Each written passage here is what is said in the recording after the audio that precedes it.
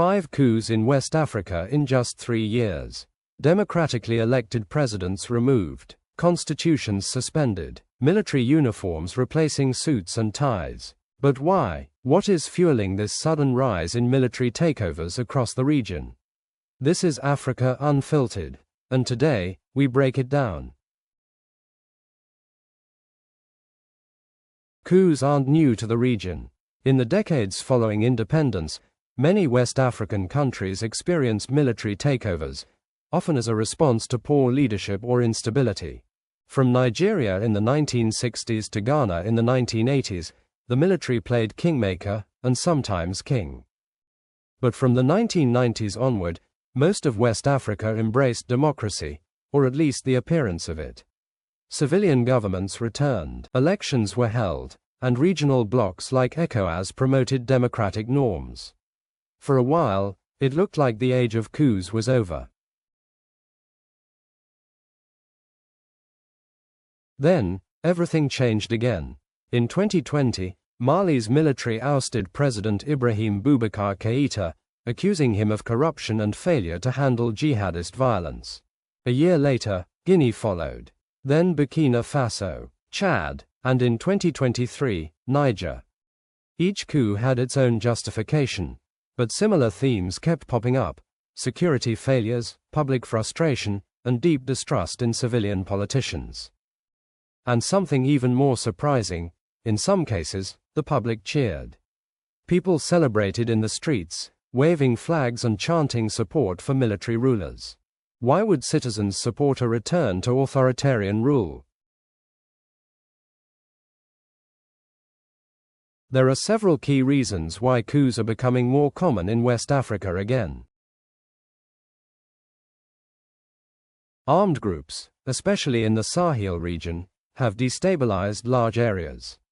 Civilian governments have failed to contain the violence, making military intervention seem like a necessary step.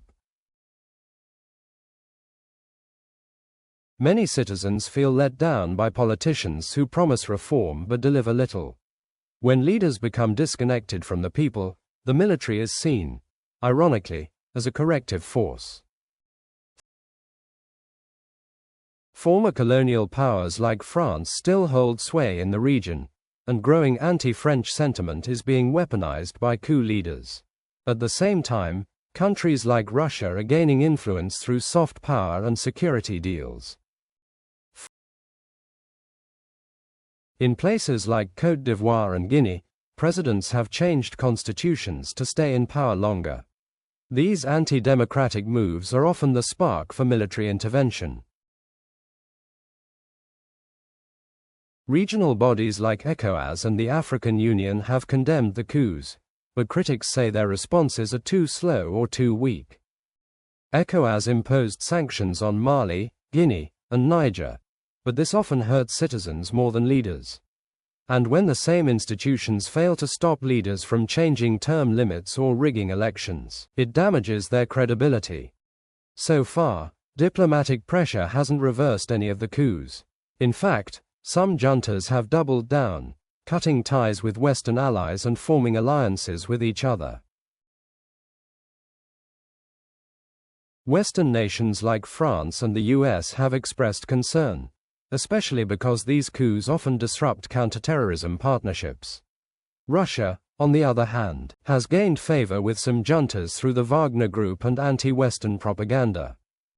But the bigger question is this: are these coups a rejection of democracy, or a rejection of fake democracy? In many cases, leaders were elected, but failed to serve the people. That's not true democracy either. West Africa is at a crossroads. The return of military rule could lead to deeper instability, or it could force a reckoning with the failures of past civilian governments. Either way, the message is clear: the people are tired, the system is broken, and something has to change. What do you think? Are coups ever justified, or is this just a step backward for African democracy? Drop your thoughts in the comments. This is Africa Unfiltered. Subscribe for more real talk on African politics.